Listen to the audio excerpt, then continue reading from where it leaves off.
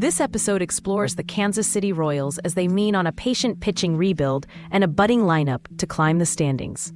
A breakout rookie shortstop hits around .290 with elite defense, while a veteran closer seals tight games in late innings. Several players underperform against expectations, yet a few rising stars turn the page with disciplined approach and improved swing decisions. Current events include coaching tweaks and a trade rumor that sparks debate about team direction and player development.